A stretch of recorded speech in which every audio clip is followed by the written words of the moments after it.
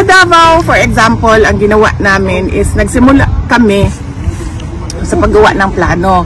So, kumuha kami ng international experts. Nasabi ko na ito noon sa Duterte Street. Kumuha kami ng international experts. Gumawa kami ng IM for Davao, Infrastructure Modernization for Davao. So, nakalatag doon ano yung mga infrastructure projects na kailangan gawin ng Davao City. Isa doon is flood control and drainage system.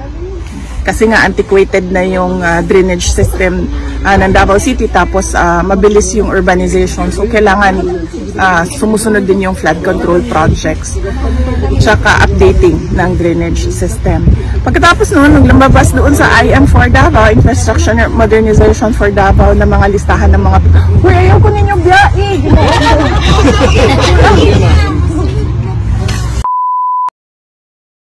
Thank you so much, VP. How are you today? Yes. Una ang pasalamat ko sa inyong lahat dahil nandito kayo para kay President Duterte. And patuloy pa rin yung pagdarasal nyo para sa kanyang kalayaan. At patuloy pa rin yung pagpapakita ninyo ng suporta sa kanyang kalagayan ngayon. At I'm okay. Wala mang problema. VP, what is your opinion doon sa pagkawala ni General Torre pagkasibak po sa posisyon niya? Do you have an opinion about that? Wala akong comment sa ni General Torre. Ano bang tawag doon? Pagtanggal? Demotion. Removal. Uy, nagkita na naman tayo dito. Nagkita naman tayo dito. Question? Hey, ma'am. Di ba dapat papunta ka din ng Kuwait? Sabi ni Councilor Moca. Japan po, yung Japan. Next month yun. Oo, sa September. Pero sabi niya, Kuwait Sabi niya, punta ka daw Kuwait. Tapos, ngayon ko lang naalala. Pero tuloy po yung Japan nyo? Yes, tuloy yung Japan. Na-set na yun ng Filipino community. VP, on another question. Yes. What is your opinion doon sa sinasabi nilang extradition daw ni Pastor Apollo Kibuloy? And Senator Risa Hontiveros already made a statement na dapat mag-cooperate daw yung Philippines.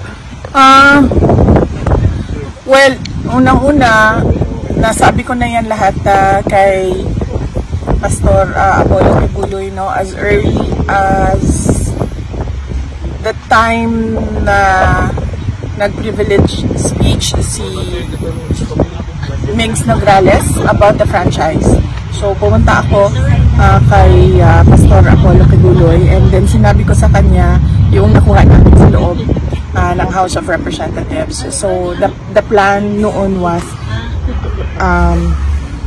a franchise first, and then next is local cases para mahuli siya, and then dismiss the local cases, and then turn him over to the United States government for extradition. So alam yan lahat ni Pastor Apollo Kibuloy as early as the the moment na nag-privilege speech si Migs Nograles. Ma'am, do you think karma yung nangyari kay Torres since siya yung dahilan kung bakit napunta dito si RD at saka si Pastor Kibuloy nakulong din? Sa tingin nyo, part ng karma sa kanya yun? Hindi ko kasi masabi kung karma ba yun o hindi kasi Diyos lang naman kasi talaga ang makakapagsabi kung ano yung karapat-dapat para sa isang tao. So, siguro part lang yun ng journey niya sa buhay niya. Sometimes nandoon ka sa taas, and then 85 days later nandoon ka sa baba. Ganun. Ma'am, Yes. ma'am, malaking issue po ngayon ang korupsyon sa bansa, lalo na ang pangingialam ng mga congressman sa pundo. Kung kayo po ang tatanungin, ano po ang dapat gawin upang maputol po ang ganitong kalakaran at maramdaman ng mga Pilipino na nagagamit ng tama ang budget? Unang-una dyan, dapat kontrolado ng President yung budget. Dapat kung ano yung lumalabas sa budgeting system from the Regional Development Councils, paakyat sa National Development Council, paakyat sa cabinet level, at kung ano yung napag-usapan based on development plans, yun ang nasusunod. Dapat alam talaga ng Pangulo kung ano yung laman ng budget. Pangalawa dyan, dapat hindi pumapayag ang Pangulo na pakialaman ng legislators ang budget. Yun lang yung dalawang bagay dyan. Dapat alam niya kung ano nangyayari. Pangalawa, dapat hindi siya pumapayag na pinapakailaman ng legislators ang budget ng gobyerno. So, libreng advice na yun sa kanya, diba? So, ayoko na magbigay ng libreng advice, ha? Sige, next. Last na, ma'am. Ma'am, sa pag-iikot po ninyo sa iba't ibang bansa, may nakikita po ba kayo na best practices na pwedeng gawin sa bansa kaugnay ang walang katapusang problema sa baha? O kayo po mismo ay may naiisip na solusyon with the consultations experts? Naku, libreng advice na naman ito. Magbibigay na naman ako ng libreng advice sa administrasyon. Hindi man ako libre na consultant ng administrasyon. Siguro dapat gawin nila yung ginagawa ko, di ba? Umiikot ako sa iba't ibang Filipino communities around the world. The overseas Filipinos and the overseas Filipino workers ang pinaka-the best na mga consultants. Kasi sila yung nakatira, nakaikot sa buong mundo, nakatrabaho sa iba't ibang lugar. Alam nila ang best practices. So anong dapat ginagawa natin? Tinatanong natin sila. Ano ba yung nakita ninyo? Ano ba yung pangarap natin para sa ating bayan? Ano ba yung doable doon sa ating bayan na best practices galing sa, sabihin na natin sa Kuwait, sabihin na natin sa Australia, sabihin na natin sa Netherlands. Grabe. Ako mag-charge na ako ng consultation fee sa libreng konsulta ng administrasyon na ito sa akin. Ano ba yung sunod? Sagot doon. Yan, ano ba sa Davao, for example, ang ginawa namin is nagsimula kami sa paggawa ng plano. So, kumuha kami ng international experts. Nasabi ko na ito noon sa Duterte Street. Kumuha kami ng international experts.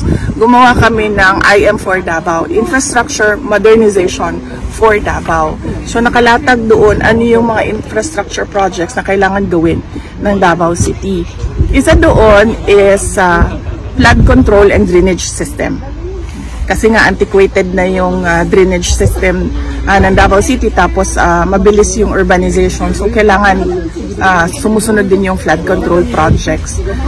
Tsaka updating ng drainage system. Pagkatapos noon, naglabas doon sa IM for Davao, Infrastructure Modernization for Davao, na mga listahan ng mga... Uy, ayaw ko ninyo biyahe! Last question. Yes. Last question. So pagdating doon, lumabas doon na kailangan nga ng flood control and drainage projects. So since hindi naman namin alam pa kung ano yun, gumawa na naman kami ng isa pang plano. Out of that big master plan, meron kaming maliit na plano doon, nakalagay na doon, nakalatag na doon. Ano yung mga kailangan gawin ng Davao City na mga projects para makontrol yung baha at maayos yung drainage system. Ang problema lang, sinabi ko na rin ito dati, andyan yung plano namin pero walang interest yung gobyerno, yung national government through the DPWH na fundingan, na bigyan ng pondo yung mga projects. At hindi ito biased kasi hindi naman kami ang gumawa nito Kumuha kami ng consultants, international experts to help us make that plan based on their experiences. Yes. Magkano singil per hour ng consultant ng administration na ito? Magkano mga consultants nila doon? Million yan, diba? Sabihin nyo sa kanya.